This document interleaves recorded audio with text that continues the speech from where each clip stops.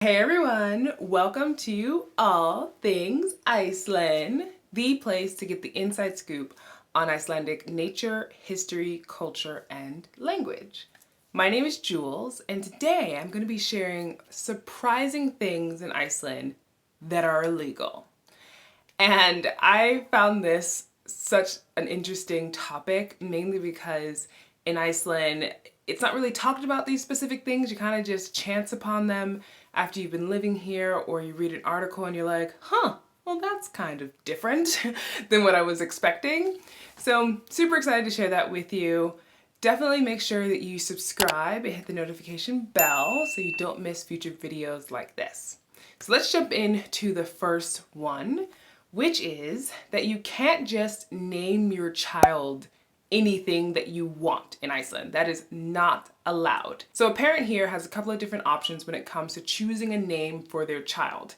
They can choose a name from the pre-approved list on the National Registry of Persons, or they can submit a name that is not on that list to be approved by the Icelandic naming committee. And when I found that out, I was like, whoa, interesting. There is a committee that is dedicated to saying yes or no to a potential name for your child here. One of the reasons why this committee exists is basically to kind of protect Icelandic tradition, culture, and language. So names that kind of fit along with the tradition and culture, but also the language itself is quite complex because of the grammar.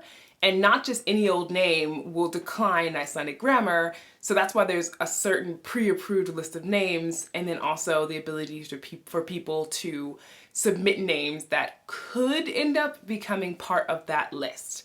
And going through this process is not cheap. It's a couple of $100s in order to apply to get a name possibly accepted.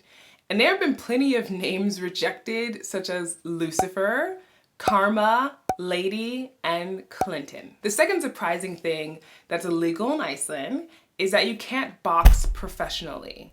And it's funny because back in the early 1900s, boxing was something that was done in the country, but after some scandals and health concerns due to performing the sport, it became illegal in 1956. In 2002, a new law came about that allowed for Olympic-style boxing, which is in essence an amateur category of boxing. But it's still to this day not legal to have like professional boxing bouts. As far as I can tell, there's one boxer who does go overseas, so to other countries, in order to box professionally and get titles, or at least be in matches where that's possible, but he's not able to box professionally here at home, meaning having those bouts. He can train here and then go somewhere else, but still, that's just one of those things where I wasn't expecting that, especially since there's MMA and other sports that could be potentially dangerous to someone's health. But that is currently how it is here. Number 3 is that you cannot buy alcohol in the grocery stores in Iceland. Now, if you go into a grocery store and you happen to see some beer cans that are titled Pilsner, if you look closely on the bottle, you'll see that they're 2.5%. So they're not very much alcohol, and you'd have to buy a decent amount of them in order to feel the buzz, and probably by that time you'd just be bloated and tired of drinking. Whereas if you want to buy higher alcohol content drinks, such as liquor or beer, you have to go to a state-owned store or a bar or restaurant. And in bars and restaurants, they are of course subjected to a lot of tax. So is alcohol in the state-owned stores, but even more so, you're paying more so for that alcohol if you go to a bar or restaurant because of taxes, because of other overhead costs. Whereas in the Vínbúðin, that is probably the lowest price you'll see outside of the duty-free, in which is tax-free here in Iceland. So if you're coming into the airport, that's one of the best places to get alcohol, is duty-free. The other best place then, if you're in the country already, is a Vínbúðin. And then of course, if you can catch a happy hour at a bar or restaurant, definitely do that if you don't happen to have alcohol from going either to duty-free or the Vínbúðin.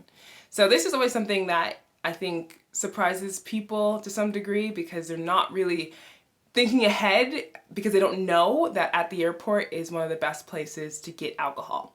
And I've said this in another video only because I feel like it's one of those things that saves people money who want to drink, but they're just not fully aware of it. So I'm gonna drive it home so that it's something that you don't forget when you arrive in Keflavik airports in Iceland. Number 4 is probably the most surprising to me because I just wasn't expecting it. But when I found out, I was like, oh, this is fascinating. And then I also double checked with the police here in Iceland, Lögreglan, just to make sure this was true. And it is the fact that you cannot own snakes, turtles, or lizards in Iceland. And the reason for this is that back in the 1990s, a person in Iceland owned a turtle and they ended up getting salmonella. And so for health concerns, the authorities just decided to ban people being able to own these types of animals. So you won't find a lost snake anywhere in the grass here in Iceland, a turtle or anything like that, unless someone smuggled it in illegally, which I don't recommend doing because you don't want to get that fine. And also you don't want to potentially subject other people to getting salmonella. If you've enjoyed this video, make sure you give it a thumbs up. Also, if you're interested in exclusive content about Iceland, I have the All Things Iceland Patreon community in which I share exclusive content about my life, about different subjects in Iceland, and all this stuff that I'm not sharing on channels like YouTube or Instagram where I'm really active.